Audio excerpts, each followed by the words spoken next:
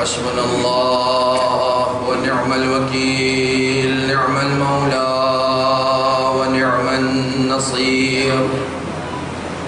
أعوذ بالله السميع العليم من الشيطان اللعين الرجيم. بسم الله الرحمن الرحيم. الحمد لله الذي جازي كل صانع ورايش كل قانع وراحم كل ضارع ومنزل المنافع والكتاب الجامع بالنور الساطع، وهو للدعوات سامع وللكربات دافع وللدرجات رافع وللجبابرة قامع، فلا إله غيره ولا شيء يعدله، ليس كمثله شيء وهو السميع البصير اللطيف الخبير، وهو على كل شيء قدير. والصلاة والسلام والتحية والإكرام على سيد الأنام الذي سمي بالسماء أحمد وفي الأرض أبي القاسم محمد، وعلى أهل بيته الطيبين الطاهرين المعصومين المظلومين الذين أذهب الله عنهم الرجس وطهرهم تطهيرا.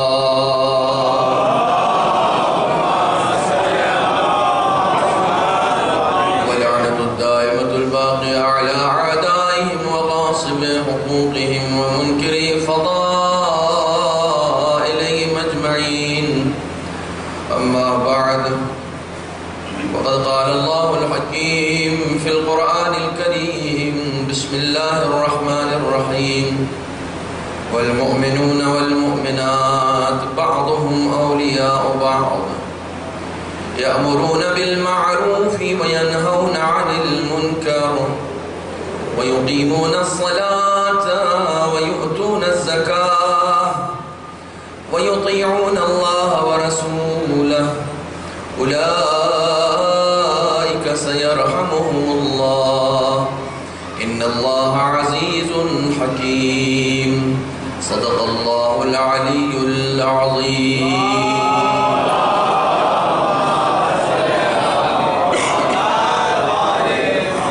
التماس ہے کہ ایک مرتبہ سورہ حمد اور 3 مرتبہ سورہ توحید کی تلاوت فرما کر سید ظفر عباس نقوی ابن سید بشارت حسین نقوی، اصغری فاطمہ بنت سید اسحاق حسین نقوی اور سید مہدی حسن ابن حسن اور طیبہ بانو بنت سید محمد اطہر حسن کے روح کو اشارہ کرنا.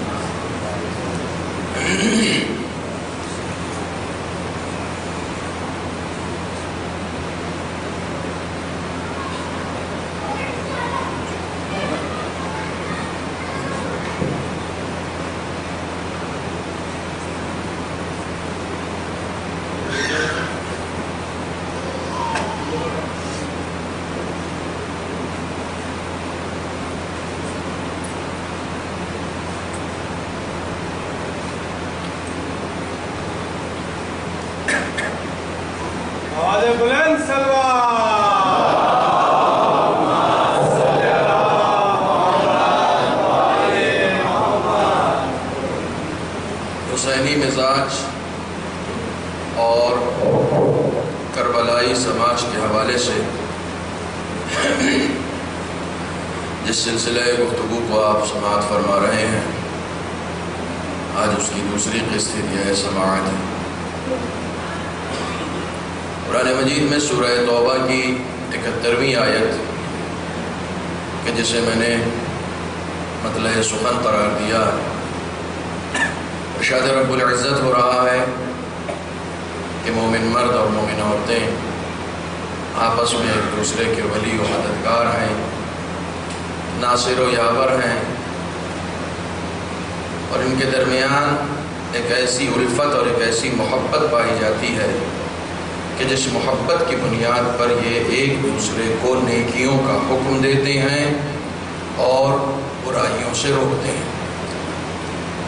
یہ وہ لوگ ہیں جو نماز قائم کرتے ہیں اور زکوٰۃ ادا کرتے ہیں، اور ساتھ ہی ساتھ اللہ اور اس کے رسول کی اطاعت کرتے ہیں۔ عنقریب یہی وہ لوگ ہیں جن پر خدا بند عالم کی رحمتوں کا نزول ہوگا۔ خدا بند عالم بے شک عزیز و حکیم ہے۔ یہ آیت کا سادہ سا ترجمہ تھا جو آپ کی خدمت میں نے عرض کیا، اور کل مقدمے میں چند باتیں جو آپ کی خدمت میں پیش کی گئیں اسی کو آگے بڑھاتے ہوئے ایک دوسرے نقطے کی طرف اشارہ کرنا چاہ رہا ہوں کہ خدا بند عالم کی رحمتوں کے اکتساب کا کیا طریقہ ہے۔ کیسے ممکن ہے کہ ہم خدا کی رحمتوں کو اپنی طرف جذب کر سکیں، یعنی خدا ہم پر نظر کرنے لگے۔ اس آیہ کریمہ میں جو 5 صفتیں مومنوں کی بتائی گئی ہیں، دیکھیے مومن کی ڈیفینیشن بہت ساری ہے، ایمان والوں کی ڈیفینیشن بہت ساری ہے۔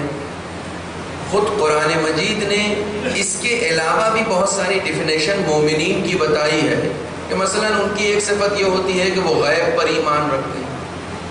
اب غیب پر ایمان رکھنا زبانی اور ہوتا ہے، عملی اور ہوتا ہے۔ کئی مرتبہ جب ہم سے پوچھا جاتا ہے کہ صاحب غیب پر ایمان کا کیا مطلب ہوتا ہے، تو ہم کہتے ہیں کہ خدا غائب ہے، ہم اس پر ایمان رکھتے ہیں، قیامت غائب ہے، ہم اس پر ایمان رکھتے ہیں، ملائکہ غائب ہے، ہم پر ایمان رکھتے ہیں، جنت بھی غائب ہے، کس نے دیکھی ہے جنت؟ جنت تو بانٹنے والے بھی جنت نہیں دیکھ پا رہے ہیں، جو ہر 2 جملے کے بعد جنت تقسیم کرتے ہیں انہوں نے بھی کبھی جنت نہیں دیکھی ہے۔ تو جنت بھی غائب ہے۔ کمال یہ ہے کہ جہنم میں بھیجنے والے جو لوگ ہیں، ہر ایک کو ترچھی نظر دیکھ کے جہنم میں بھیجنے والے لوگ جو ہیں انہوں نے بھی کبھی جہنم دیکھی نہیں ہے۔ یہ اور بات ہے کہ خود ان کی زندگی جہنم بنی ہوئی ہے، لیکن انہوں نے بھی جہنم دیکھی نہیں ہے۔ قرآن کہہ رہا ہے کہ اس جہنم پر ایمان، عجیب بات ہے، جہنم پر بھی ایمان ہونا چاہیے، صرف جنت پر ایمان نہیں ہونا چاہیے، جہنم پر بھی ایمان ہونا چاہیے، یعنی جہنم بھی غائب ہے۔ ایک چیز اور غائب ہے، جنات، اس پر بھی ایمان ہونا چاہیے۔ شیطان بھی غائب ہے، حالانکہ اس پر سب کا ایمان ہے، مکمل ایمان ہے، اس میں کسی کو شک نہیں ہے کہ صاحب یہ غائب بھی ہے، اور نہیں، اس پر سب کو ایمان ہے، متفق ہے، اس کو کہیں ثابت کرنے کی ضرورت ہی نہیں ہے۔ بہکانے والے کے غائب ہونے کو ثابت کرنے کی ضرورت نہیں ہے، ہدایت دینے والے کے غائب ہونے کو ثابت کرنے کی ضرورت ہے۔ یہ ایک عجیب و غریب عالمیہ ہے۔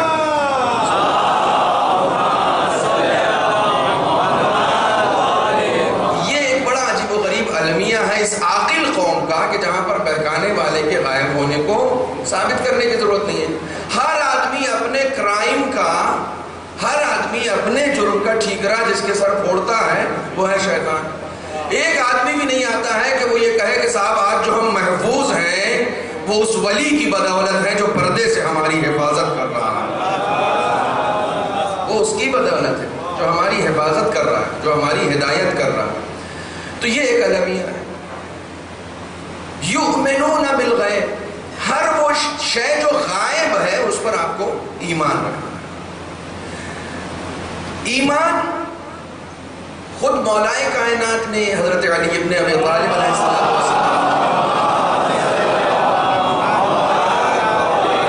جو ارشاد فرمایا ہے کہ اپنی ذات پر غور کرو تمہیں معرفت پروردگار حاصل ہوگی، تو خود ہماری اپنی ذات میں بھی تو ہماری روح غائب ہے، کسی کو نظر نہیں آتی ہے، اس پر بھی ایمان ہے ہمارا۔ اور ایمان رکھنا پڑے گا. یہ جو ہم بول رہے ہیں یہ زبان کے ذریعے بول رہے ہیں، ورنہ بول روح رہی ہے.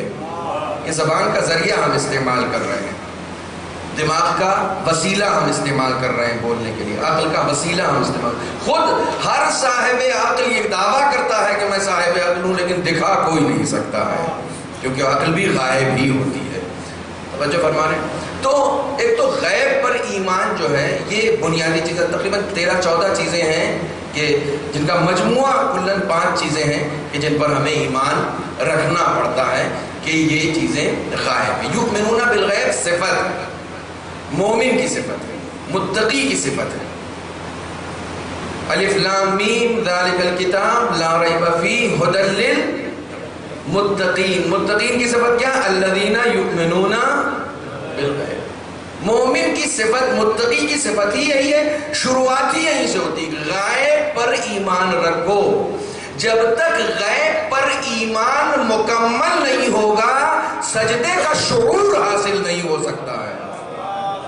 ورنہ ایک انسان کہے کہ میں اپنی پیشانی کو خاک پر رکھ رہا ہوں، اس سے کیا ہونے والا؟ اس سے کیا ہونے والا؟ یہ سجدہ رکھنے کا شعور ہی اس کو حاصل ہوتا ہے جسے غیب پر ایمان رہتا ہے. عبادت کا اور اطاعت کا شعور ہی اس کے پاس ہوتا ہے کہ جس کا ایمان غیب پر. اسے معلوم ہے کہ یہ سجدے ہم کر ہی اس کے لیے رہے ہیں کہ جس نے موجودہ زندگی بھی ہمیں عطا کی ہے اور موت کے بعد کی زندگی بھی وہ ہمیں عطا کرے گا. ایک صلوات پڑھیں محمد و آلہ.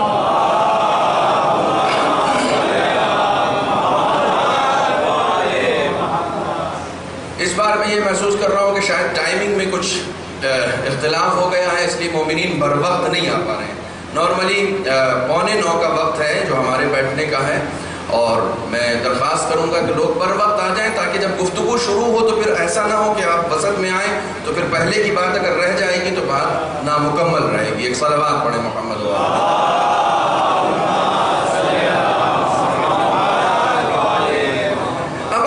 اس آیہ کریمہ کا تجزیہ کرتے ہیں، جس آیہ کریمہ کو میں نے سرنامہ سخن قرار دیا. اسی آیت کو میں نے عنوان کیوں قرار دیا؟ چونکہ میرا موضوع حسینی مزاج اور کربلائی سماج ہے. دیکھیے اس موضوع میں ایک انفرادیت ہے اور ایک اجتماعیت ہے. صاحبان ارباب علم و دانش موجود ہیں. ایک انفرادیت ہے اور ایک اجتماعیت. انفرادیت مزاج میں ہوتی ہے، اجتماعیت سماج میں ہوتی ہے.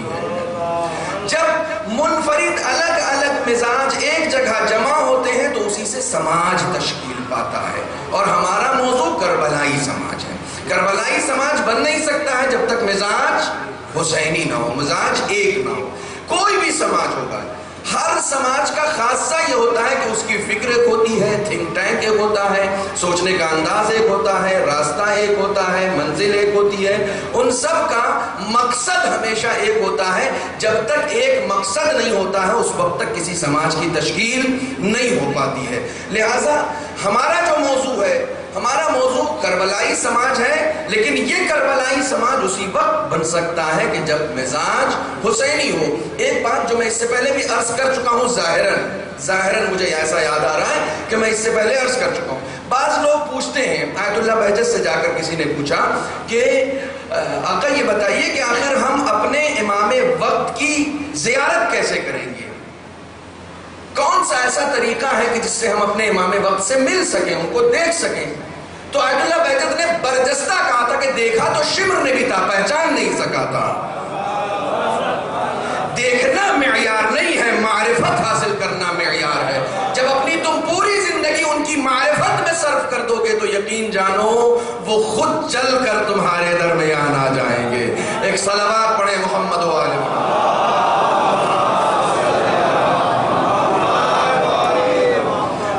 صفات کا تذکرہ ہوا ہے اس سماج کے حوالے سے. 5 صفات کا تذکرہ ہوا ہے.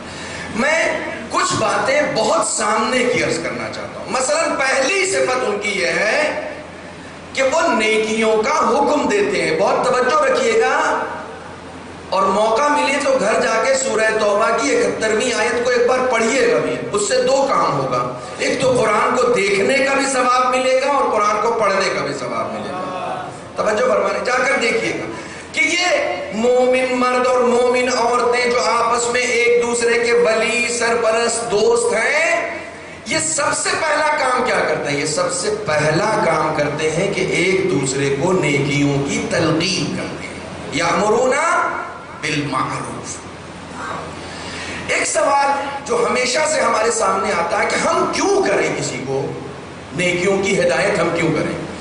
یہ کوئی خداوند عالم کی طرف سے تھوپا گیا حکم ہے یا ہمارے نیچر میں ہے؟ بہت توجہ رکھیے گا، اسلام دین فطرت ہے، یہ کوئی تھوپا گیا حکم ہے خداوند عالم کی طرف سے یا ہمارا نیچر؟ یہ ہمارا نیچر ہے۔ ایک انسان اپنی بیٹی کی شادی نہیں کر پا رہا، آپ کا دل بسیجا، آپ نے کہا کہ صاحب اس کی مدد ہونی چاہیے، اس کی بیٹی پڑھی لکھی ہے، سب کچھ ہے، لیکن صرف پیسے نہ ہونے کی بنیاد پر یہ اپنی بیٹی کی شادی نہیں کر پا رہا۔ یہ ہمارے نیچر میں ہے نا۔ تو جو لوگ صاحب حیثیت ہوتے ہیں وہ خود آگے بڑھتے ہیں، اور جو لوگ صاحب حیثیت نہیں ہوتے، صاحب حوصلہ ہوتے ہیں۔ صاحب حیثیت ہونا اور ہے اور حوصلے والا ہونا اور ہے۔ بہت سارے لوگ صاحب حیثیت ہوتے ہیں لیکن ان میں حوصلہ نہیں ہوتا ہے۔ میرا ایک پرانا جملہ ہے یہ کہ دینی کام کرنے کے لیے لباس کی ضرورت نہیں ہوتی، جذبات کی ضرورت ہوتی ہے۔ جس کے یہاں بھی مذہبی جذبات پایا جائے گا وہ یقیناً دینی کام کرے گا۔ بہت سارے لوگ صاحب حیثیت ہوتے ہیں لیکن وہ حوصلہ اور وہ جذبہ ان کے اندر نہیں ہوتا، لیکن جو صاحب حوصلہ ہے، جن کے اندر جذبات ہیں کام کرنے کے، وہ ایسے لوگوں کو اکٹھا کرتے ہیں کہ صاحب دیکھیے یہ ایک پریشانی ہے، ان کی مدد کرنی چاہیے تاکہ ان کی اپنی بیٹی کی شادی بر وقت کر سکیں، ان کی مدد ہونی چاہیے۔ شریعت کیا کہہ رہی ہے ہم سے؟ شریعت ہم سے کیا کہہ رہی ہے؟ کسی کی فائنینشل مدد کرنا ہی دین نہیں ہے۔ توجہ فرمائیے گا، کسی کی فائنینشل مدد کرنا ہے، مثلا بہت سارا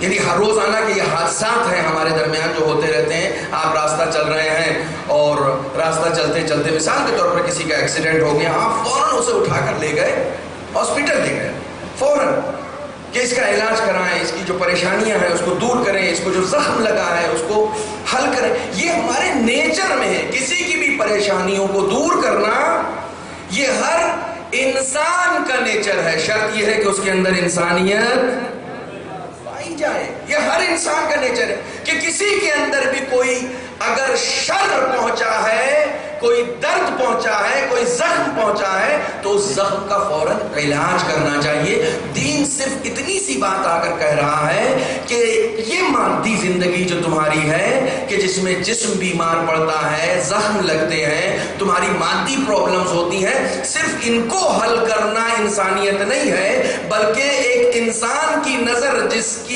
جس کا عقیدہ غیب پر ہوتا ہے، اس انسان کی نظر، یہ میں نے غیب کی بات یوں ہی نہیں کی ہے، اب اسے ذہن میں رکھیے گا، ایک انسان کے جس کا عقیدہ غیب پر ہوتا ہے اس کی نظر صرف ظاہر پر نہیں ہوتی ہے یا ظاہری پریشانیوں پر نہیں ہوتی ہے، وہ اگر کسی کو برے کام کرتے ہوئے بھی دیکھتا ہے تو فوراً جا کر اسے روکتا ہے کہ دیکھو اگر تمہیں ٹھوکر لگے گی تو ظاہری طور پر چوٹ لگے گی، لیکن اگر تم جھوٹ بولو گے تو تمہاری عاقبت خراب ہو جائے گی۔ میں یہ چاہتا ہوں کہ صرف تمہارے جسم کو خیر نہ پہنچے بلکہ روح بھی بالیدہ ہو جائے۔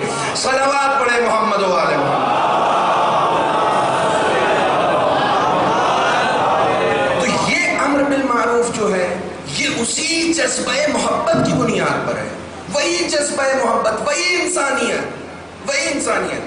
عام طور پر ہمارا جو طریقہ ہوتا ہے امر بالمعروف کا وہ اس کی اصلاح کی ضرورت ہے۔ موقع ملا تو انشاءاللہ اس پر بھی میں گفتگو کروں گا۔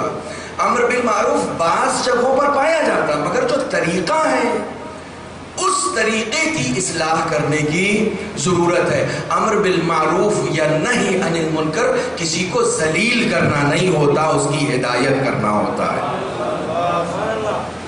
کسی کو ذلیل کرنا مقصد نہیں ہے کہ میں بیٹھ کر کسی کو ذلیل کروں، تمہیں تو وضو کرنا بھی نہیں آتا، جو بھی کر رہا وہ بھی چھوڑ دے گا،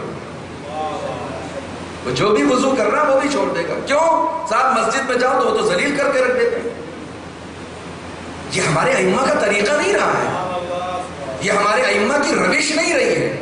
امر بالمعروف کرنے کا مطلب ہی ہے کہ آپ اس کی ہدایت کرنا چاہ رہے ہیں، اسے ذلیل کرنا مقصد نہیں ہے۔ لہٰذا اس کے اوپر بھی مولا کائنات حضرت علی ابن ابی طالب علیہ السلام ارشاد ہے حدیث کو میں یہاں کیوں سنا رہا ہوں؟ ریزن ہے، امام کا ارشاد ہے کہ خوشروئی محبت کا جال ہے. تبسم، مسکراہٹ، یہ محبت کا جال ہے، دام محبت ہے. خوشروئی سے پیش آنا. شاید ہی کسی نے ہمارے معصومین کو کبھی لبخند کے عالم میں نہ دیکھا، مسکراتے ہوئے نہ دیکھا. اور مومن کی پہچان یہ بتائی گئی ہے کہ اس کے چہرے پر ہمیشہ تبسم رہتا ہے، خوشروئی سے. وہ ایک دوسرے سے، بعض لوگ ہمارے یہاں ہیں وہ ان کا چہرہ ہی ایسا ہے کہ لگتا ہے ہر وقت غصے میں ہے. مجلس سن بھی رہے ہیں تو لگتا ہے اتنے غصے میں سن رہے ہیں کہ ابھی بس چلے تو اٹھ کے چلے جائیں. وہ شاید چہرہ ہی ایسا ہے. لیکن دین کا حکم یہ ہے کہ اپنے چہرے کا ایکسپریشن ایسا رکھو کہ جس سے خوشروئی ٹپکے. کیوں؟ اس لیے کہ خوشروئی میں صلوات پڑھیں محمد و آل محمد.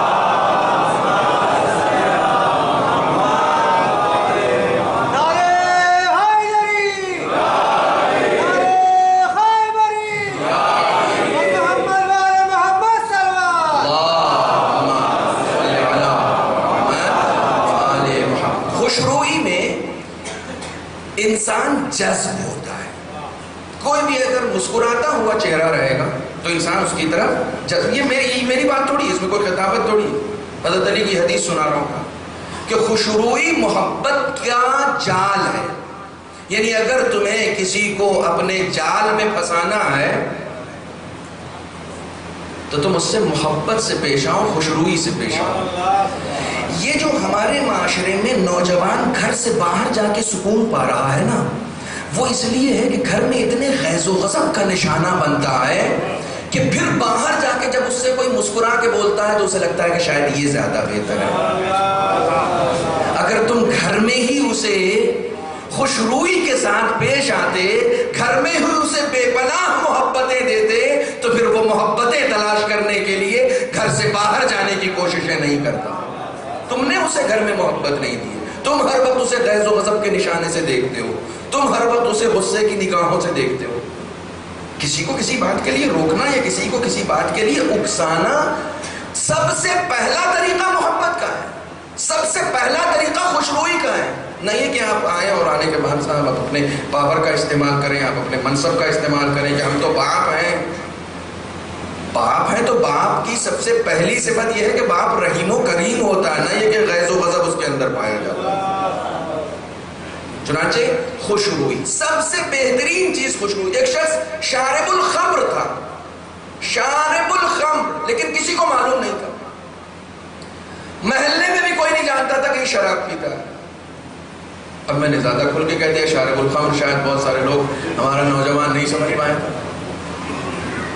شراب پیتا تھا لیکن کسی کو پتہ نہیں چلتا تھا. کمرے میں بند کر کے، توجہ فرمائیں، اپنے آپ کو کمرے میں بند کر کے بالکل سب کی نگاہوں سے پوشیدہ ہو کر وہ شراب پیتا تھا.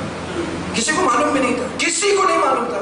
اچھا کسی کو یہ حق بھی نہیں ہے کہ معلوم کرتا رہے، کسی کو یہ حق بھی نہیں دیا گیا کہ جائے اور جا کے پردہ ہٹا کے جستجو کرے کیا چل رہا ہے ان کے یہاں، کیا چل رہا ہے. کیا مطلب؟ آپ کو یہ حق کس نے دیا ہے؟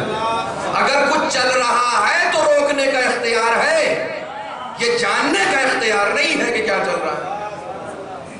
جو انسان چھپا کے گناہ کر رہا ہے آپ کو اختیار نہیں ہے کہ آپ جا کے اس کی بررسی کریں، تحقیق کریں، جستجو کریں.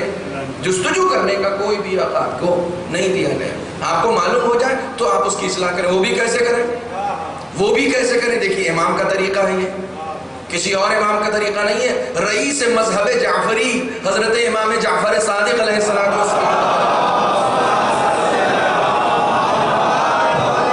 شارب الخمر ہے، شراب پیتا ہے، کسی کو معلوم نہیں. اچانک ایک کسی ایسی جگہ پر، عمومی جگہ پر گیا اور جانے کے بعد دیکھا کہ وہاں پر کچھ چیزیں تقسیم ہو رہی ہیں، لیکن یہ اتنا ناتواں تھا اور اتنا ضعیف تھا کہ اتنا کمزور تھا کہ وہ وہاں جا نہیں پا رہا تھا کہ جا کے وہ چیز جو بٹ رہی ہے، جو انعام بٹ رہا ہے، جو کچھ بھی تقسیم ہو رہا ہے وہ جا کے لے لے. امام کا گزر ہوا ادھر سے. اللہ اکبر. نوجوانوں امام کا گزر ہوا ادھر سے، امام نے دیکھا کہ اس کی طلب ہے کہ یہ وہاں جائے اور جو کچھ تقسیم ہو رہا ہے اسے حاصل کرے۔ امام اس کی نیابت میں گئے اور جا کر لے کر آئے۔ یہ کون ہے؟ شراب خور۔ ہم بہت بڑے مولوی ہو جاتے ہیں کہ ذرا سا ہمیں لوگوں سے تعلقات ختم کر لیتے ہیں کہ صاحب ان سے تو ہمارا کوئی تعلق نہیں ہے۔ اگر اللہ والے ہو تو تمہارے اندر بھی حسینی مزاج ہونا چاہیے کہ جو حر کو اپنے آپ سے قریب لا سکے، دور نہ کر سکے۔ حسینی مزاج تمہارا ہونا چاہیے کہ تم حر کو قریب کرنے کی صلاحیت اپنے اندر پیدا کر سکو، حر بنا سکو لوگوں کو، تمہارا مزاج ایسا ہونا چاہیے۔ امام گئے اور جا کر لے کر آئے۔ امام تو سب کے حالات سے واقف ہے نا۔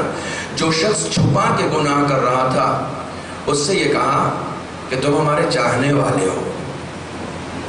طریقہ دیکھیں، تم ہمارے چاہنے والے ہو، تمہاری طرف سے ایک خیر بھی اگر صادر ہوگا تو وہ دوسروں کی طرف سے انجام دیے گئے ہزاروں خیر سے بہتر ہے، کیونکہ تم ہمارے چاہنے والے ہو۔ تمہاری طرف سے اگر ایک شر بھی صادر ہوگا تو وہ دوسروں کی طرف سے صادر ہونے والے شر سے کہیں زیادہ عظیم ہے، کیونکہ تمہاری نسبت ہم سے ہے، لہٰذا احتیاط کیا کرو۔ امام نے اس سے کہا نہیں کہ شراب مت پیا کرو، امام نے کہا احتیاط کیا کرو۔ بس یہ کہہ کے چلے گئے، وہ زندگی تھی، وہ دن تھا، اور اس کے بعد اس کی موت تک اس نے کبھی شراب کو ہاتھ نہیں لگایا، کیونکہ وہ سمجھ گیا کہ نصیحت کا انداز اتنا اچھا تھا کہ جو دلوں پر اثر کر رہا ہے۔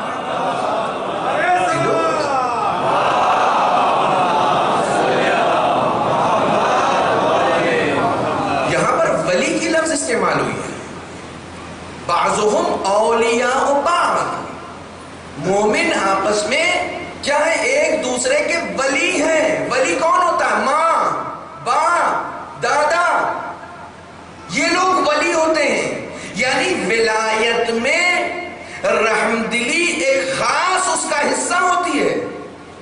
ولایت ملتی ہی اس کو ہے جس کے یہاں مہربانی پائی جائے، جس کے یہاں مہربانی نہیں پائی جائے گی اس کو ولایت نہیں مل سکتی۔ یعنی امر بالمعروف کرنے کا حق ہی اس کو ہے کہ جو اس شخص کو کہ جس کو معروف کا حکم دے رہا ہے یا منکر سے روک رہا ہے اس کے اوپر بطور مہربانی اس سے پیش آئے، نہ یہ کہ اس کے ساتھ غیظ و غضب کے ساتھ پیش آئے۔ سب سے پہلا اسٹیپ یہ ہے، سب سے پہلا اسٹیپ، سب سے پہلا اسٹیپ بنیادی، انسان کو عزت دیجئے، سامنے والے کو عزت دیجئے، اس لیے کہ جو آپ دیں گے وہی آپ کو ملے گا۔ آپ اگر یہ سوچ رہے ہیں کہ کسی کو آپ ذلیل کر کے ہدایت دے دیں گے تو ذلیل کر کے ضلالت دی جاتی ہے، عزت نہیں دی جاتی ہے، ہدایت نہیں دی جاتی ہے۔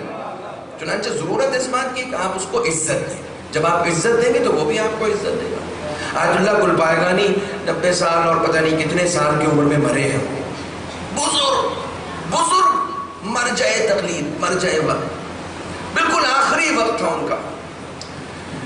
ایسے ہی کوئی مجلس تھی، مجلس کے بعد کوئی خاتون ان کے قریب آئی۔ خواتین جو پردے میں بیٹھی ہوئی ہیں اوپر اور نیچے، میری مائیں بہنیں، میں بالکل دستے ادب جوڑ کر ان کی خدمت میں عرض کر رہا ہوں، میں گفتگو کر رہا ہوں، میں کوئی خطابت نہیں کر رہا، دستے ادب جوڑ کر خاص طور پر سنیں،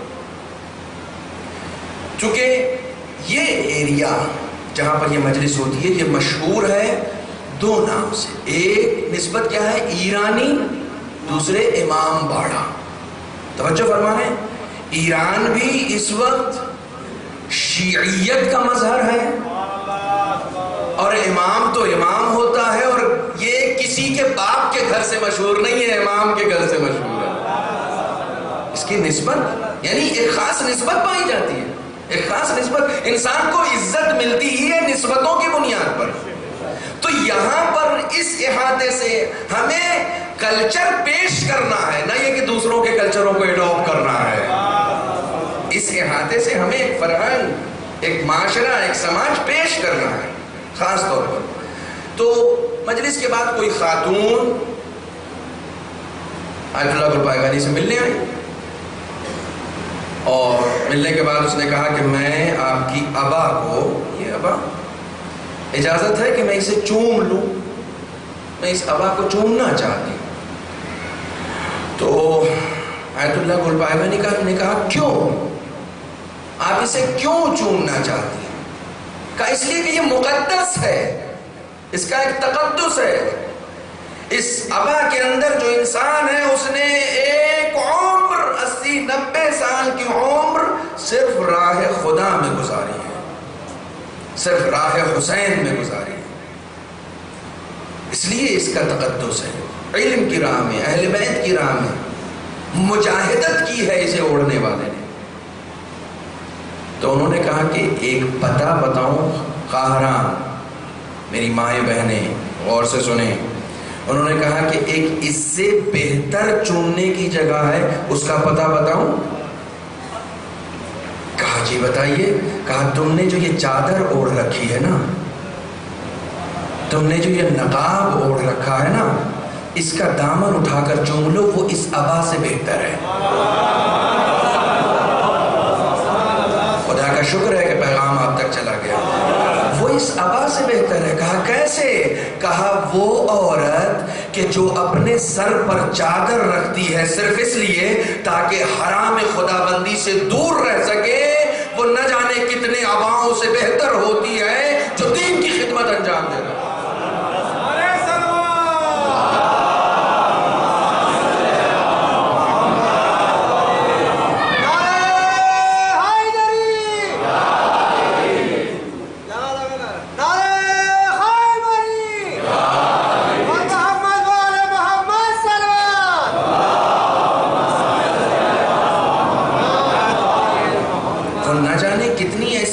سے بہتر ہے کہ حرام سے بچ گئی. حرام سے، یہ حرام. عام طور پر ہم بہت سارے ایسے گناہ سے نہیں. دیکھیں سب سے پہلی راہ کیا ہے کہ ہم اپنے مزاج کو حسینی بنا سکیں. میرا جو موضوع ہے، سب سے پہلی راہ کیا ہے، سب سے پہلا طریقہ کیا ہے کہ ہم اپنے مزاج کو حسینی بنا سکیں. سب سے پہلا طریقہ چھٹے امام جعفر صادق علیہ السلام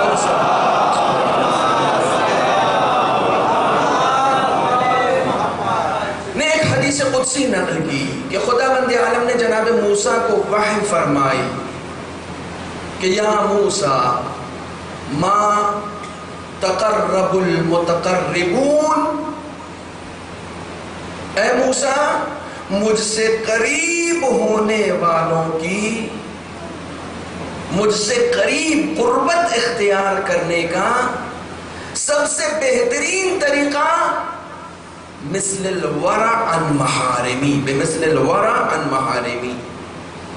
اس سے بہتر مجھ سے قریب ہونے کا کوئی طریقہ نہیں ہے کہ میرا بندہ ان چیزوں سے رک جائے جن چیزوں سے میں نے روکا ہے. بس بس بس. سب سے پہلا اسٹیپ، سب سے پہلا اسٹیپ میں مومنین مومنات سب سے دست بستر گزارش کر رہا ہوں. پوری مجلس سے، میرے پورے خمسے سے جتنی مجلسیں میں آپ کے درمیان اب تک پڑھ چکا ہوں اور جو پڑھوں گا، ان سب میں سے اگر صرف ایک پیغام آپ لے کر جائیں، صرف ایک پیغام، صرف ان چیزوں سے رکنا ہے جن سے خدا نے روکا ہے. That's all. complete دین یہی، مکمل دین یہی، دین یہیں پر ختم ہو جاتا. الورع عن محارمی، جن چیزوں کو ہم نے حرام قرار دیا ہے ان سے رکو. حدیث کیسا پڑھنے کا دل نہیں چاہ رہا، مت پڑھو. دعائے کمیل پڑھنے کا دل نہیں چاہ رہا، مت پڑھو. کس نے کہا تم سے پڑھنے کے لیے؟ کس نے کہا نماز شب مت پڑھو؟ اب تک تم نے ممبر پر مولویوں کو یہی کہتے سنا ہوگا کہ نماز شب پڑھیے، بڑی فضیلت ہے. میں کہہ رہا ہوں مت پڑھو. اگر حرام میں مرتکب ہو رہے ہو تو مت پڑھو. اگر حرام میں مرتکب ہو رہے ہو تو دعائے کمیل بھی مت پڑھو، مت پڑھو. حدیث کیسا بھی چھوڑ دو، مجلسوں میں آنا بھی چھوڑ دو، حرام میں مرتکب مت ہونا. پہلا اسٹیپ ہی یہ ہے کہ ہم ان چیزوں سے رک جائیں جن سے خدا نے روکا. پہلا قدم. نوجوان پوچھتا ہے کیسے جائیں، خدا کے قریب کیسے جائیں؟ آیت اللہ بہجت کے پاس جس زمانے میں ہم وہاں تھے، ہم نے ایک زمانے تک کوشش کی کہ ان کے دروس میں اور وہ جس مسجد میں نماز پڑھاتے تھے اس میں جا کر شرکت کریں. ایک زمانے تک میں نے دیکھا ہے، اپنی آنکھوں سے دیکھا ہے یہ منظر کہ نوجوان نماز کے بعد ایک ہجوم ہوتا تھا، آیت اللہ بہجت کے پاس آتے تھے اور کہتے تھے کہ آقا کیا کریں، خدا کے قریب ہونا ہے، کیا کریں؟ انہوں نے کوئی سیر و سلوک کا فلسفہ نہیں بتایا، کوئی عرفان کا سبق نہیں پڑھایا، کوئی تقریر نہیں کی گھنٹے پر، ایک جملہ کہا گناہ چھوڑ دو، ایک جملہ گناہ چھوڑ دو، جتنے بھی اقسام کے گناہ ہیں چھوڑ دو، جن چیزوں سے خدا نے روکا ہے ان سے رک جاؤ، بس یہاں سے ابتدا کرو، یہاں سے آغاز کرو، تعویلیں مت کرو کہ میں ایسی مشکلات میں پھنسا ہوں، میرے لیے یہ ضروری ہے۔ کسی کے لیے جھوٹ بولنا ضروری نہیں ہوتا، کسی کے لیے غیبت کرنا ضروری نہیں ہوتا، کسی کے لیے وعدہ خلافی۔ کہاں رہ گئے بھائی؟ دیکھیے کیسے کیسے گناہ ہوتے ہیں ہمارے۔ آپ بیٹھ کے انتظار کر رہے ہیں، ابھی کسی نے فون پر آپ سے کہا کہ میں آ رہا ہوں، آپ نے اسے فون کیا، بھائی صاحب کہاں رہ گئے؟ بس 5 منٹ میں آ رہا ہوں، 5 منٹ میں آ رہا ہوں، اس بات کو کہے ہوئے 1.25 گھنٹہ ہو گیا، اس بات کو کہے ہوئے 1.25 گھنٹہ، وہ نہیں آئے، جھوٹ ہے۔ ایک جھوٹ کہا آپ نے، دوسرے وعدہ خلافی کی، 2 گناہ ہو گئے، 2 گناہ ہو گئے۔ آپ بتا دیجئے ایگزیکٹ کہاں پر ہے، ٹائم مت بتائیے، آپ ایگزیکٹ ٹائم آپ بتا دیجئے کہاں پر ہے، کہ میں یہاں پر ہوں، مجھے نہیں معلوم کتنا وقت آپ تک پہنچنے میں لگے گا۔ سچ بولیں، سچ کو اپنی عادت بنا لیں۔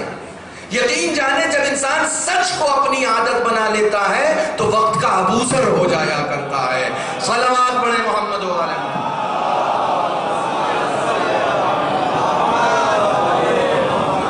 صرف ایک بات کا لحاظ، صرف ایک بات کا، حرام انجام نہ پانے پائے، واجب چھوٹنے نہ پائے، بس یہ مکمل دین ہے، مکمل دین ہے۔ میں بار بار گزارش کرتا ہوں، کیسے مشق کرنی ہے اس کی؟ آج کی مجلس بالکل درس کے انداز میں ہو گئی۔ کیسے مشق کرنی ہے اس کی؟ 40 دن، 40 دن تک بالکل الرٹ رہیں، بالکل الرٹ رہیں۔ کوئی حرام تو مجھ سے نہیں ہو رہا، کوئی حرام تو مجھ سے نہیں ہو رہا، کوئی حرام تو مجھ سے نہیں ہو رہا۔ آج کل طریقہ ہے CCTV لگائیں، CCTV لگاؤ، اس کے نیچے بعض لوگ لکھ بھی دیتے ہیں کہ آپ کیمرے کے انڈر میں۔ یہ قرآنی طریقہ ہے جو دنیاوی لوگوں نے اپنایا ہے، یہ قرآنی طریقہ ہے۔ قرآن کہتا ہے علم یعلم بأن اللہ یرا، تمہیں معلوم نہیں ہے خدا دیکھ رہا ہے۔ قرآنی طریقہ ہے، یہ قرآنی طریقہ ہے جو لوگوں نے اپنایا۔ CCTV جو ہے یہ قرآنی طریقہ ہے۔ علم یعلم بأن اللہ یرا، تمہیں معلوم نہیں خدا دیکھ رہا ہے۔ اس موجود کی نظارت کو اگر اپنے وجود پر ہم محسوس کرتے رہیں تو کبھی گناہوں کے قریب نہیں جائیں گے۔ ہم اپنے موجود پر، اپنے وجود پر ہمیشہ محسوس کرتے رہیں کہ نہیں خدا دیکھ رہا ہے، تنہائی میں ہے تب بھی دیکھ رہا ہے، لوگوں کے درمیان ہے تب بھی دیکھ رہا ہے، کسی کے سامنے ہے تب بھی دیکھ رہا ہے، پیٹھ پیچھے ہے تب بھی دیکھ رہا ہے۔ کچھ گناہ جو ہمارے یہاں بہت زیادہ گھر جما چکے ہیں، ان میں سب سے بڑا ہے غیبت، سب سے بڑا۔ اگر یہ عادتیں ہمارے درمیان سے ختم ہو گئی تو یقین جانیے جو معاشرہ سامنے آئے گا وہ کربلائی سماج کی شکل میں سامنے آئے گا۔ ایک صلوات پڑھیں۔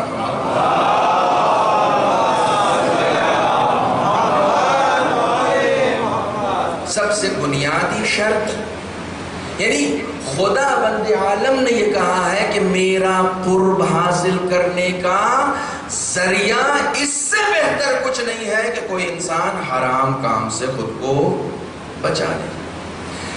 یہ بہت طریقے سے ہوتا ہے، حرام کام بہت طریقے سے ہوتا ہے، ٹھیک ہے۔ مثلاً یہ ہماری بہنیں اور مائیں جو یہاں رہتی ہیں یا کہیں بھی اپنے محلے میں رہتی ہیں، کس نے آپ سے کہا کہ آپ باہر نہ بیٹھیں؟ کس نے منع کیا؟ آپ بالکل بیٹھیں۔ میں ممبر حسینی پہ کہہ رہا ہوں کہ آپ باہر کرسی لگا کے بیٹھیں، لیکن ایک ایسا اسکارف لگا کر بیٹھیں جس سے آپ کے سر کا ایک بال بھی نظر نہ آئے، جو واجب پردہ ہے، جو واجب پردہ۔ آپ اس کی کوشش کریں نا، آپ آغاز کریں نا۔ اگر ایرانی امام باڑے میں مجلس ہو رہی ہے، یہاں سے حسینیت کا پیغام دیا جا رہا ہے، تو زبان سے بولنے والا مولوی بولتا رہے، عمل سے آپ اس کا باہر مظاہرہ کرتی رہیں، عمل سے آپ اس کا مظاہرہ کرتی رہیں۔ یہ آپ کی ذمہ داری، یہ آپ کی ذمہ داری۔ یہ آپ کی ذمہ داری ہے۔ ایک انسان بول کر چلا جائے گا، لیکن عمل کے ذریعے سے ہم بتائیں گے کہ ہم حسینی مزاج رکھنے والے ہیں، ہم اس زینب کبریٰ کی بے پردگی کا ماتم کرنے والے ہیں، ہم پردہ کر کے یہ بتا رہے ہیں کہ بی بی یقیناً صحیح معنوں میں ہم آپ کے ماتم دار ہیں، پردہ کر کے بتا رہے ہیں۔ لہٰذا میں خاص طور پر ریکویسٹ کر رہا ہوں، گزارش کر رہا ہوں، التماس کر رہا ہوں، اسی ولایت ایمانی کی بنیاد پر التماس کر رہا ہوں جو خدا نے ہمیں اور آپ کو دی ہے، اسی ولایت ایمانی کی بنیاد پر جو آپ کے پاس بھی ہے۔ ہمارے علماء کا یہ دستور ہوتا تھا کہ اگر کوئی ان کے عیوب کی طرف، حالانکہ عیوب تو تھے نہیں، کوئی ذرا سا ایسی غلطی پر کہ جس کو ہم ترک اولا کہہ سکتے ہیں، اس کی طرف متوجہ کرتا تھا تو وہ اس کے لیے گفٹ بھیجا کرتے، وہ اس کے لیے گفٹ بھیجا کرتے۔ یہ آپ نے میرے اوپر احسان کیا۔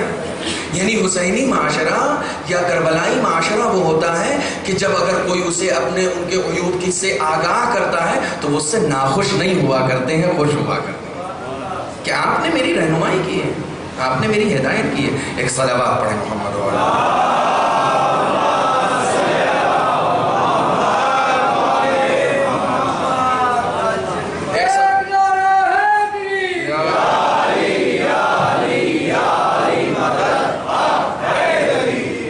ایک صلوات اور پڑھیں۔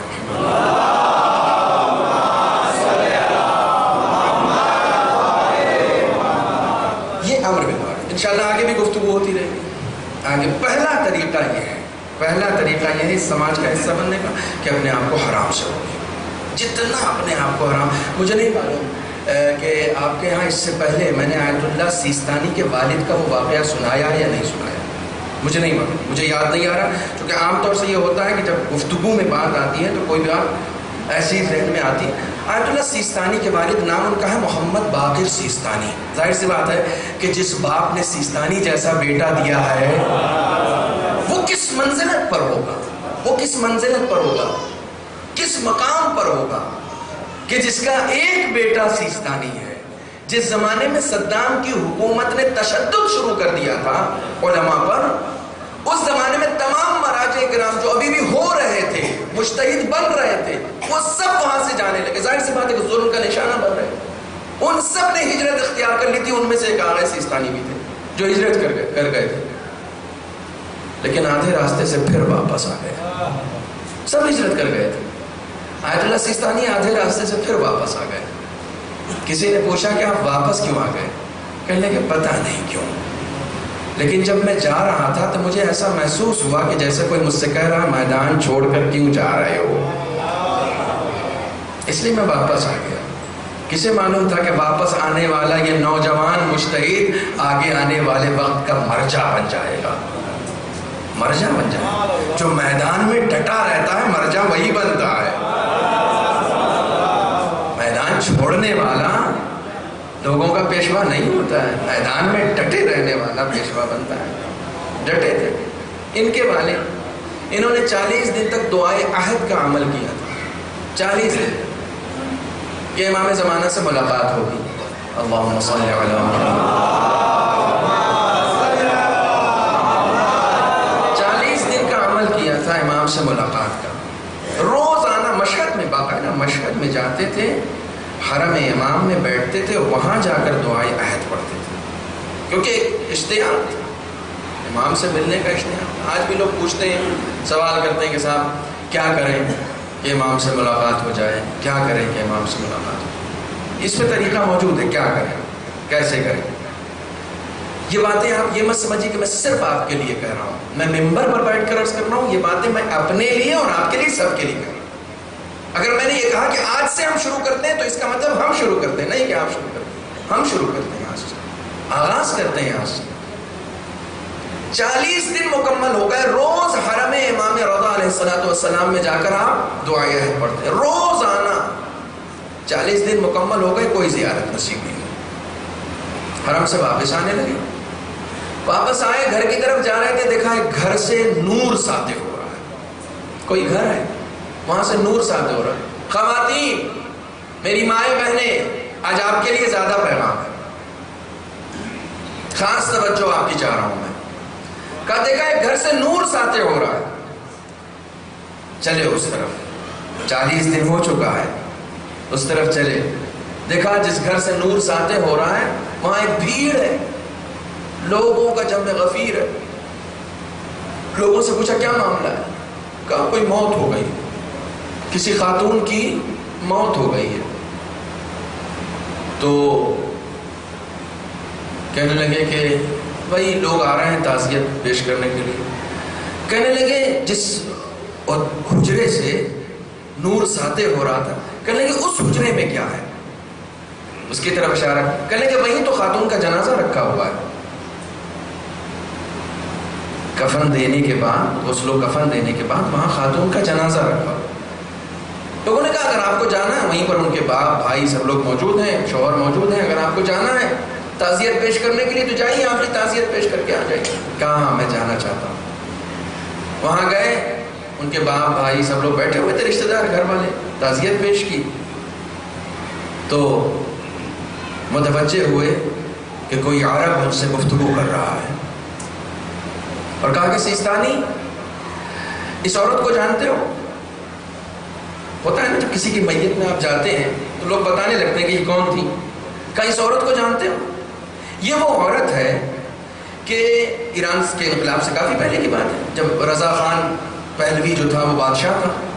کہ یہ وہ عورت ہے کہ جب رضا خان پہلوی نے کشف حجاب کا حکم دے دیا تھا کہ کوئی بھی عورت اگر گھر سے چادر اوڑھ کے نکلی تو اس کی چادر اور اس کی روسری اور اس کے اسکارف کو میرے سپاہی کھینچ سکتے ہیں، ان کو یہ اختیار ہے۔ جب سے اس نے یہ حکم دیا ہے اس وقت سے لے کر آج تک 8 سال ہو چکے ہیں، 8 سال ہو چکے ہیں۔ یہ عورت اس حکم کے بعد گھر سے نکلنا اس نے بند کر دیا تاکہ اپنی چادر کی حفاظت کر سکے۔ اس عورت نے گھر سے نکلنا بند کر دیا۔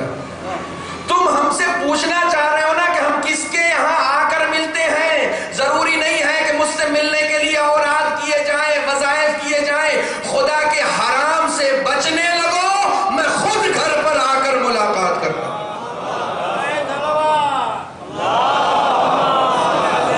کوئی شخص اپنی عفت کی حفاظت، کیا کون سا کارنامہ اس نے کر دیا؟ کون سا کارنامہ؟ کون سا کارنامہ اس نے انجام دے دیا؟ کون سی کتاب اس نے لکھ دی؟ کون سی مجلسوں کا سلسلہ اس نے شروع کر دیا تھا؟ کتنی مجلسیں اس نے پڑھ دی تھی؟ کیا کیا تھا؟ کچھ نہیں، کہا صرف اپنی چادر کی حفاظت کی تھی۔ خدا کے حکم کی پابندی میں اتنی مستعد تھی کہ گھر سے باہر نکلنا بند کر دیا تھا، لیکن یہ گوارا نہیں کیا کہ کوئی اسے بے حجاب دیکھ سکے۔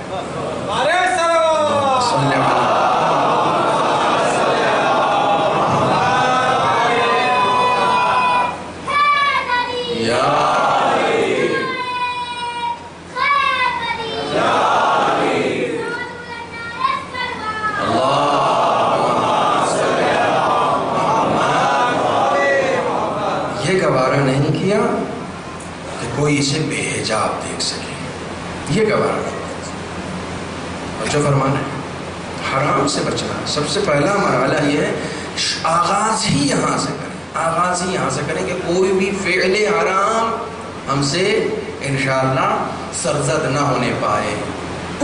امام حسین سے نوجوانوں بہترین موقع ہوتا ہے یہ ایام ازاں، بہترین موقع ہوتا ہے۔ موبائل یوز کرتے ہو نا، موبائل یوز کرتے ہو، 12 13 14 گھنٹے یوز کرتے ہو، 1 گھنٹہ اسے چارج میں بھی تو لگاتے ہو نا۔ چارج میں کیوں لگاتے ہو؟ تاکہ اسے یوز کر سکو۔ یہ 2 مہینے جو مجالس حسینی کا سلسلہ ہے نا، یہ ہم خود کو زندگی کے لیے چارج کرتے ہیں۔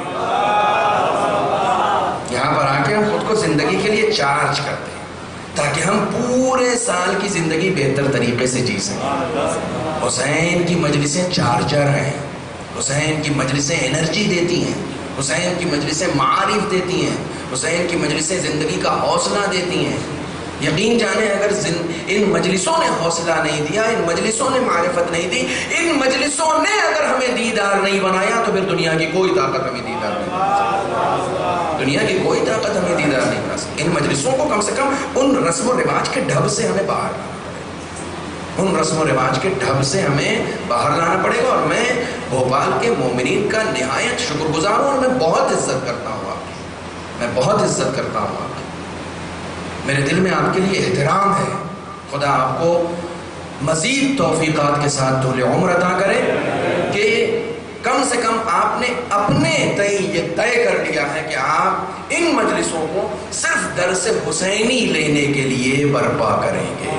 صرف درس حسینی لینے کے لیے. یہ ایک بہت اہم بات ہے. میں ذرا ڈر رہا ہوں کہ چھیڑوں تو پھر چھوڑوں نہیں. اور ایک صلوات پڑھیں آپ محمد.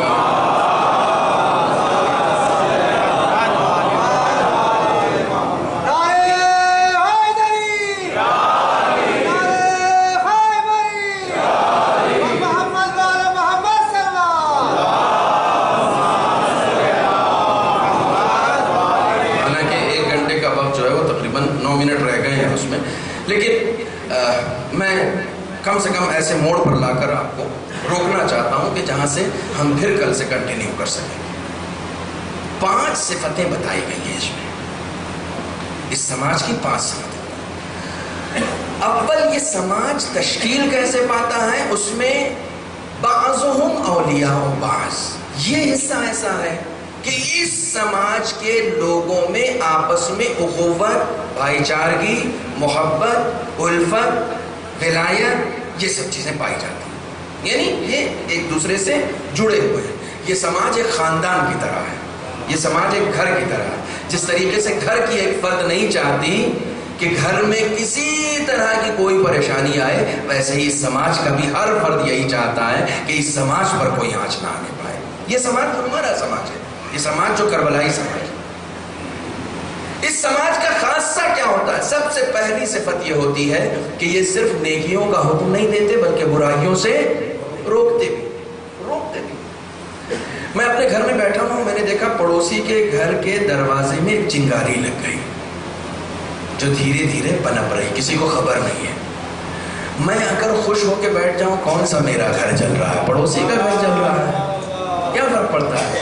مجھے علم اس بات کا نہیں ہے کہ جب پڑوسی کا گھر جلے گا تو اس کی تپش سے میرے گھر میں بھی کہیں نہ کہیں آگ لگے گی. اگر اس چیز کو میں محسوس کر لوں گا تو فوراً میں اٹھوں گا. عام طور سے ہمارے ایسا ہوتا نہیں ہے. اگر کوئی چنگاری لگی ہے تو میں فوراً اٹھ کے جاؤں گا. میں یہ دیکھوں گا ہی نہیں. یہاں پر بیٹھے ہوئے جتنے لوگ ہیں ان میں سے ایک فرد بھی شاید ایسی نہ ہو کہ جو نہ اٹھے اور اسے جا کر بجھائے نہ اور اسے خاموش نہ کرے اس آگ کو. سب اٹھیں گے. یہ فطرت ہے. یہی دین کہہ رہا ہے. یہی یہ آیت کہہ رہی ہے کہ وہ لوگ منکرات سے روکتے ہیں. یہ آگ لگ جانا، گھر میں چنگاری کا لگ جانا بعد میں بہت بڑی آگ میں تبدیل ہو سکتا ہے. یہ چھوٹی سی چنگاری بظاہر ابھی ہمیں دکھ رہی ہے لیکن بعد میں یہ ایک بڑی آگ میں تبدیل ہو سکتا ہے. لہٰذا ہم جا رہے ہیں اٹھ کے فوراً اسے بجھا رہے ہیں تو یہ چنگاری ظاہری گھر کو جلاتی ہے. یہ چنگاری ہمارے در و دیوار کو جلا سکتی ہے لیکن جو گناہوں کی چنگاریاں ہوتی ہیں وہ ہماری روحوں کو جلا دیتی ہیں، وہ ہمارے مزاج کو جلا دیتی ہیں، وہ ہمارے سماج کو جلا دیتی ہیں. ان چنگاریوں کو بجھانا بھی ہماری ذمہ داری ہے. ہماری ذمہ داری ہے. یہ مولوی تو 1 گھنٹے کے لیے آئے گا، منبر پہ بیٹھ کر چلا جائے گا. دنیا کی کوئی کمپنی جو ہے وہ ڈائریکٹرز سے نہیں چلتی ہے، ان ورکرز کے ذریعے سے چلتی ہے جو اس کمپنی میں کام کر رہے ہوتے ہیں. کربلائی سماج کے ڈائریکٹر چاہے جتنے ہوں، ورکرز وہی عزادار ہوتے ہیں جو مجلسوں میں شریک ہوا کرتے ہیں. ہر ایک کی اپنی اپنی ذمہ داری ہے. ہر ایک کی اپنی اپنی ذمہ داری. ہر ایک کو اپنی ذمہ داری کو ادا کرنا. اس چنگاری کو آپ کو اٹھ کے بجھانا پڑے گا. اگر آپ نے دیکھا کہ آپ کے معاشرے میں جھوٹ کی چنگاری ہے، حسد کی چنگاری ہے، غیبتوں کی چنگاری ہے، بے وفائی کی چنگاری ہے، حرام خوری کی چنگاری، تو ان چنگاریوں کو آپ کو ابھی سے بجھانا پڑے گا. قد ملئت بطونکم من الحرام. امام حسین کو پھر یہ نہ کہنا پڑے کہ تمہارے پیٹ مال حرام سے بھر چکے ہیں، کیونکہ سب سے زیادہ باتیں وہاں اثر کرنا ختم کر دیتی ہیں جہاں انسان حرام کا مال کھاتا ہے. جہاں بھی انسان مال حرام کھائے، جہاں بھی چہرے کا نور تو ختم ہوگا ہی لیکن اثر کرنے کا، باتوں کے اثر کرنے کا جو جذبہ ہے وہ بھی ختم ہو جائے گا. اور وہ صرف اور صرف مال حرام سے، صرف اور صرف مال حرام کم یا زیادہ نہیں ہوتا ہے. مال حرام مال حرام ہوتا ہے. زہر کم یا زیادہ نہیں، کتنا زہر کھانا ہے کہ مر جائیں، نہیں، زہر تو زہر ہے، زہر مار دیتا ہے۔ جس طریقے سے زہر جسم کو مار دیتا ہے ویسے ہی مال حرام روح کو مار دیتا ہے۔ لہذا مال حرام سے کسی طرح مال حرام کی بہت ساری قسمیں، میں اس وقت اس کو کیونکہ میرا موضوع نہیں ہے لہذا میں اس تفصیل میں جا نہیں سکتا ہوں۔ جتنی بھی قسمیں ہیں اس کی، جتنی بھی قسمیں ان پر غور و فکر کریں۔ خدا کا شکر ہے کہ ہم اس سماج میں رہتے ہیں کہ جہاں پر یہ ایک آیت اللہ کا قول ہے، کہتے ہیں کہ خدا کا شکر ہے کہ ہم نے اپنے سماج کو حرام اور حلال بتا دیا۔ ہمارا سماج حلال اور حرام سے واقف ہے، کیا حلال ہے کیا حرام۔ اب ہماری ذمہ داری صرف عمل کرنا۔ 5 صفتیں ہیں، 5 صفتیں ہیں۔ میں نے اسی آیت کو حسینی مزاج اور کربلائی سماج کے لیے موضوع کیوں بنایا؟ بہت ساری باتیں ایسی تھیں جو آج مجھے کہنی تھی لیکن وقت نہیں ہو پایا، چونکہ میں موجودہ دور کی بات کرتا ہوں، جس دور میں ہم زندگی گزار رہے ہیں اس دور کی میں بات کرتا ہوں۔ اس دور میں بھی بہت کچھ ایسا ہو رہا ہے جو نہیں ہونا چاہیے۔ میں نے اس موضوع کے تحت اسی آیت کو کیوں چنا ہے؟ انشاءاللہ کل سے گفتگو اسی پر ہوگی اور رات کی مجلس ہوگی۔ مثلا سب سے پہلی چیز امر بالمعروف نہی عن المنکر، نماز قائم کرنا، زکوٰۃ ادا کرنا اور خدا اور اس کے رسول کی اطاعت کرنا۔ یہ 5 چیزیں ہیں۔ یہ 5 تصویر جو حسینی جو کربلائی سماج کے لیے قرآن نے پیش کی ہے، میں نے اسے موضوع کیوں بنایا؟ اس کے موضوع بنانے کی سب سے بڑی وجہ، ہم اور آپ زیارت وارثہ پڑھتے ہیں۔ زیارت وارثہ میں ہم کیا پڑھتے ہیں؟ دیکھیے میں چونکہ آپ بہت اچھا سنتے ہیں اس لیے میں بہت آرام سے بات کر رہا ہوں۔ زیارت وارثہ میں ہم کیا پڑھتے ہیں؟ اشہد انک، یاد رکھیے گا، والمؤمنون والمؤمنات بعضهم اولیاء بعض۔ پہلی صفت یأمرون ینہون عن المنکر یقیمون الصلاۃ ویؤتون ویطیعون اللہ۔ 5 ہے نا، 5 صفتیں اس آیت میں بیان ہوئی ہے نا۔ اب زیارت وارثہ پڑھیے۔ امام حسین کو جب آپ مخاطب کر کے کہتے ہیں تو کیا کہتے ہیں؟ اشہد انک قد اقمت الصلاۃ، میں گواہی دیتا ہوں کہ آپ نے نماز قائم کی، وآتیت الزکوٰۃ، آپ نے زکوٰۃ ادا کی، وامرت بالمعروف، آپ نے امر بالمعروف کیا، ونہیت عن المنکر، اور نہی عن المنکر انجام دیا، واطعت اللہ ورسولہ۔ آئے قرآن مجلسیں اسی کی سمجھ میں آتی ہیں جو قرآن پڑھ کر آتا ہے، اور قرآن اسی کی سمجھ میں آتا ہے جس کی سمجھ میں حسین آتے ہیں۔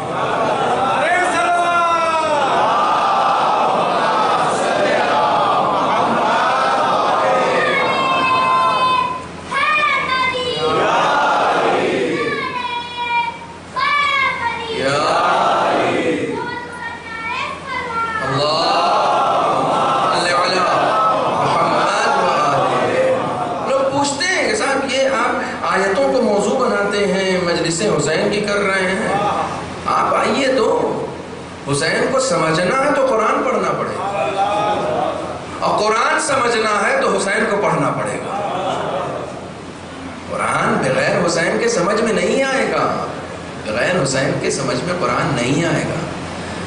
وہ قرآن کے حافظ تھے جنہوں نے حسین کو قتل کر دیا، اور حسین نے نوک نیزہ پر قرآن کی تلاوت کر کے بتایا حافظ ہونا اور ہے، محافظ ہونا اور ہے۔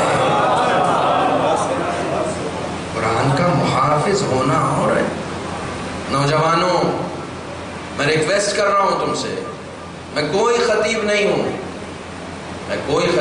میں اس سماج کا حصہ ہوں، اور اس سماج کا حصہ ہونے کے ناطے اسے وصیت سمجھو یا نصیحت سمجھو یا ایک درد مندانہ اپیل سمجھو، انہی مجلسوں کے طفیل سے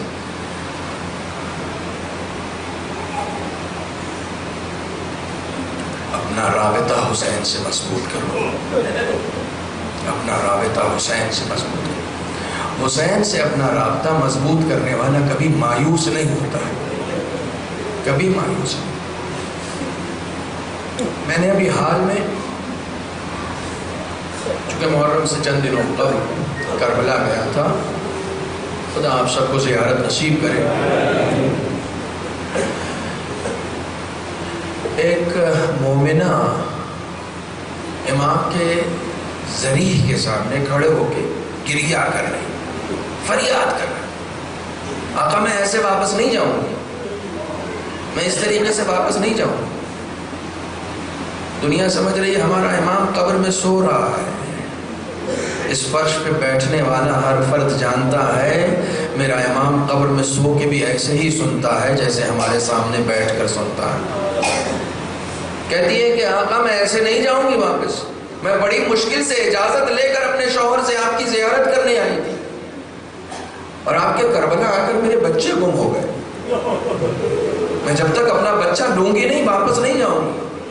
اور کیسا رابطہ ہے حسین سے، کیسا رابطہ ہے، اور کتنا مضبوط رابطہ ہے حسین سے۔ کہتی آقا میں ایسے واپس نہیں جاؤں گی، مجھے میرے بچے چاہیے، میں بہت مشکل سے اپنے شوہر سے اجازت لے کر آئی، اگر میں بن بچوں کے گھر واپس جاؤں گی تو میرا شوہر مجھے قبول نہیں کرے گا۔ جس نے یہ واقعہ نقل کیا ہے وہ کہتے ہیں کہ میں بغل میں ہی اس کے کھڑا ہوا تھا، تھوڑی دیر کے بعد دیکھا کہ بچے آئے اور پیچھے سے ماں کا دامن پکڑ کے اماں اماں کہہ کے مخاطب کرنے لگے۔ جو واقعہ بیان کرتا ہے وہ شخص بہت حیران ہو گیا، کہنے لگا جیسے ہی اس کے بچے واپس آئے، اس نے ایک نظر بچوں کو دیکھا ہے، بچوں سے لپٹی نہیں، بچے بہت دیر سے گم تھے، بچوں سے نہیں لپٹی، بچوں کو پیار نہیں کیا، پھر زری سے چپک گئی جا کر، اور زری سے چپک کر اور زاروں قطار رونے لگی، اور زاروں قطار فریاد کرنے لگی۔ کہنے لگا میں حیران ہو گیا کہ اب جب بچے مل گئے تو اب تو شکریہ ادا کرو، اب کیوں رو رہی ہو، اب بچوں کو پکڑو اپنے۔ کہنے لگا میں گیا اس کے پاس، میں نے جا کے پوچھا، میں نے کہا بچے تو مل گئے، اس نے کہا اب میں اس لیے رو رہی ہوں کہ میرے بچے گونگے تھے، آقا نے جب واپس کیے ہیں تو بولتے ہوئے۔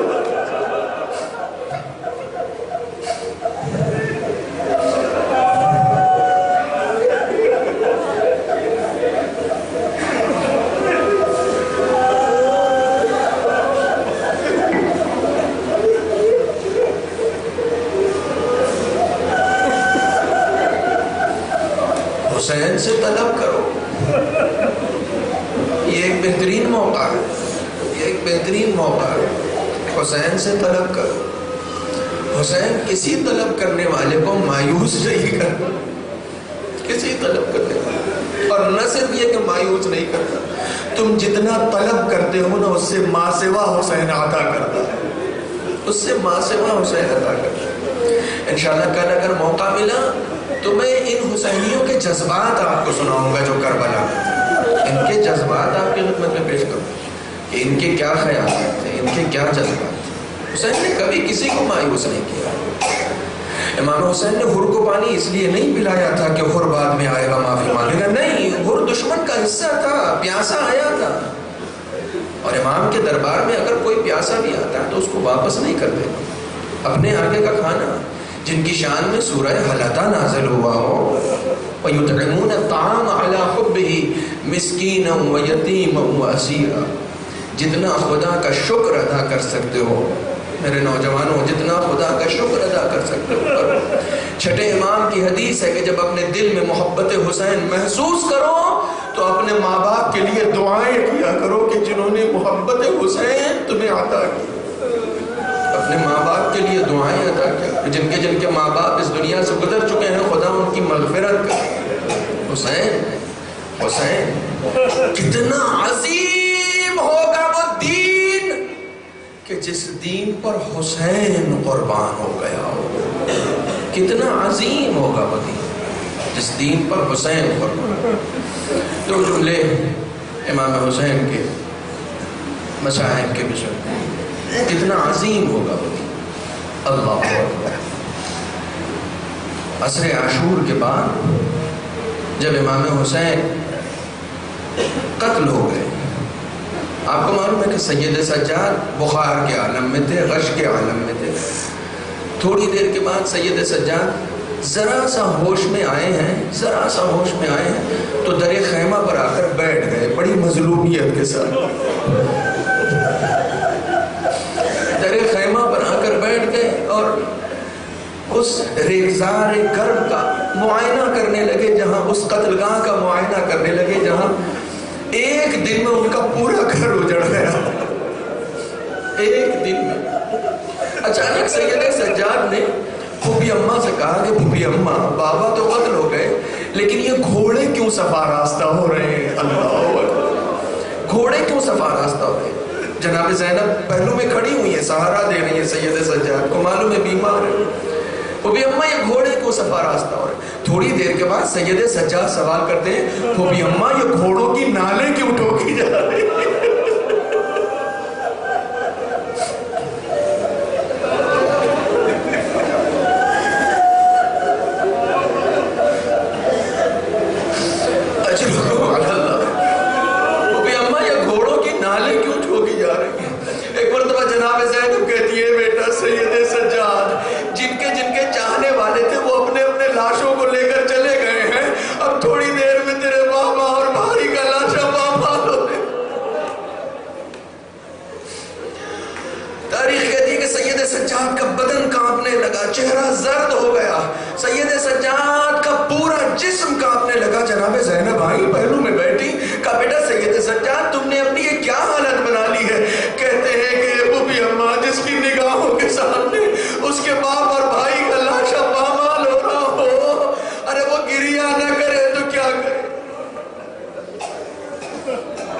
نگاہوں کے سامنے اس کا پورا گھر اجڑ رہا ہو، وہ گریہ نہ کرے تو کیا کرے؟ اور صرف یہ ایک منظر نہیں ہے، یہ ایک منظر نہیں ہے. دوستو ذرا تصور کرو، میں مجلس پڑھ چکا ہوں، ذرا تصور کرو، آپ نے گریہ بھی خوب کیا، ذرا تصور کرو کہ مصیبت کے دو حصے ہیں کربلا میں. ایک مصیبت وہ ہے جو قتل ہونے والوں کی مصیبت ہے، ایک مصیبت قتل ہونے والوں کے بعد جو لوگ زندہ بچے ہوئے ان کی مصیبت. کیا موازنہ ہوگا زینب اور سید سجاد کی مصیبت؟ کیا موازنہ ہوگا؟ کون ہے جو زینب جیسا دل لائے؟ کون ہے جس کے سینے میں سید سجاد جیسے انسان کا دل ہو؟ کہاں سے یہ صبر آئے گا؟ کہاں سے صبر آئے گا؟ ایک دن میں جس کے گھر کے 18 بنی ہاشم شہید ہو گئے. اللہ، ہمارے گھر میں ایک جنازہ ہو جاتا ہے ہم تاب نہیں لا پاتے. ہمارا باپ اس دنیا سے چلا جائے، ہماری ماں اس دنیا سے چلی جائے، ہم تاب نہیں لا پاتے. ایک دن میں، اور ایک دن میں کیسے اللہ اکبر، سید و سردار حسین شہید ہو چکے، رسول کی شبیہ علی اکبر شہید ہو چکا ہے، عباس جو سب کی ڈھارس تھا، جس کے لیے زینب نے کہا تھا کہ عباس تمہارے جانے سے اب وہ آنکھیں جاگی رہیں گی جو سویا کرتی تھی، اور وہ آنکھیں چین سے سوئیں گی جو تمہارے خوف سے جاگا کرتی. ایک دن میں جس کا اس طریقے سے گھر اجڑا، اور جب لاشوں کے کنارے سے گزارا گیا، بس میں مجلس ختم کر چکا، جب لاشوں کے کنارے سے گزارا گیا ہے تو آپ کو معلوم ہے دو روایتیں ملتی ہیں. ایک تو یہ کہ سید سجاد کو پیدل لے جایا گیا، اور دوسرے یہ کہ سید سجاد چونکہ نحیف تھے، سنبھل نہیں پا رہے تھے، لہٰذا کہتے ہیں کہ اونٹ کی ننگی پیٹھ پر سید سجاد کو لٹا کر باندھ دیا گیا. اللہ، بس ایک مسائل پڑھنا چاہ رہا ہوں، تھوڑی دیر میرے ساتھ ایک ذکر صرف کرنا چاہ رہا ہوں. آپ کو معلوم ہے علامہ مجلسی کے خواب میں جناب عباس آتے ہیں. جناب عباس کہتے ہیں مجلسی تم نے میرے بہت مسائل پڑھے لیکن ایک مسائل میرا نہیں پڑھا تم نے. کہا میں نے آپ کے سارے مسائل پڑھے. کہا نہیں، اس درد کو نہیں پڑھا جو میں نے محسوس کیا. کہا کون سا درد؟ کہا دیکھو گھوڑے سے جتنے بھی لوگ زمین پر آئے ہیں انہوں نے ہاتھ کا سہارا لیا.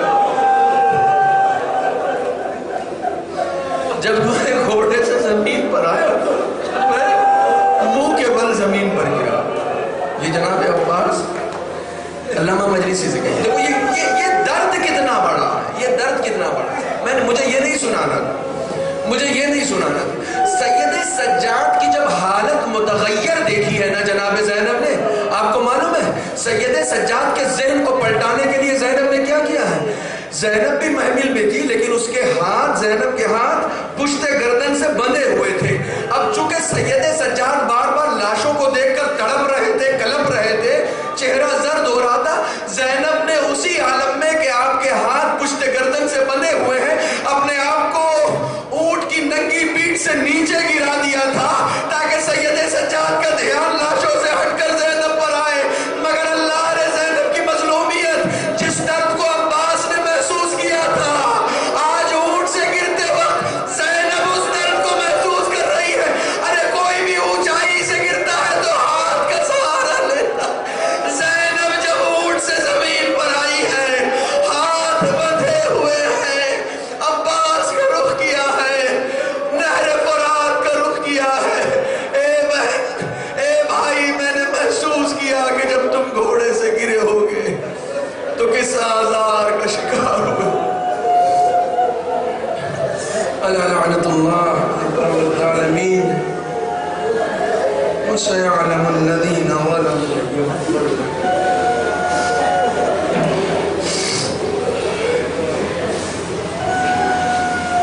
بسم الله الرحمن الرحيم. اللهم كن لوليك الحجة ابن الحسن صلواتك عليه وعلى آبائه في هذه الساعة وفي كل ساعة وليا وحافظا وقائدا وناصرا ودليلا وعينا حتى تسكنه أرضك طوعا وتمتعه فيها طويلا. بار خدایا بحق محمد و آل محمد ہماری اس مختصر سی عبادت کو قبول فرما. معبود، ہمیں ان تمام محرمات سے جن سے بچنے کے لیے تو نے حکم دیا ہے، بچنے کی توفیق عنایت فرما. معبود، ان تمام واجبات کو جس کو تو نے ہم پر واجب قرار دیا ہے ادا کرنے کی توفیق عنایت فرما. معبود، بحق محمد و آل محمد ہمارے نامہ اعمال میں جتنے بھی سیاہ صفحے ہیں، جتنے بھی گناہ کبیرہ و صغیرہ جانے انجانے میں ہم سے سرزد ہو گئے ہوں، معبود ہمارے تمام گناہوں کو معاف فرما. معبود، ہماری لوح تقدیر میں عمر کا جتنا حصہ بچا ہے اس میں عمل صالح کی توفیق عنایت فرما. معبود، حسین کے نام پر یہ جتنے لوگ جمع ہوئے ان سب کے دل میں کوئی نہ کوئی خواہشیں ہیں، کوئی نہ کوئی آرزویں ہیں. معبود، ہم سب کی شرعی حاجات کو قبول فرما. بحق محمد و آل محمد ہر وہ انسان کہ جو دین کی خدمت میں مصروف ہے، جس طریقے سے جو شخص بھی دین کی خدمت میں مصروف ہے، ہمارے مراجع کرام ہوں یا علماء اعظام ہوں، پالنے والے ہر ایک کو طول عمر عطا فرما. معبود، بحق محمد و آل محمد ہمارے تمام روضات مقدسات کی حفاظت فرما. ہم سب کو ان کی زیارت کی توفیق عنایت فرما. بحق محمد و آل محمد منتقم خون حسینی ہمارے صاحب، ہمارے آقا، ہمارے مولا سلطان دما حضرت امام عصر کے ظہور میں تعجیل فرما. ان کے ظہور سے ہماری آنکھیں منور فرما. ان کے ظہور سے قبل ہمیں اس لائق بنا دے کہ ہم ان کے سپاہیوں میں شامل ہو سکیں.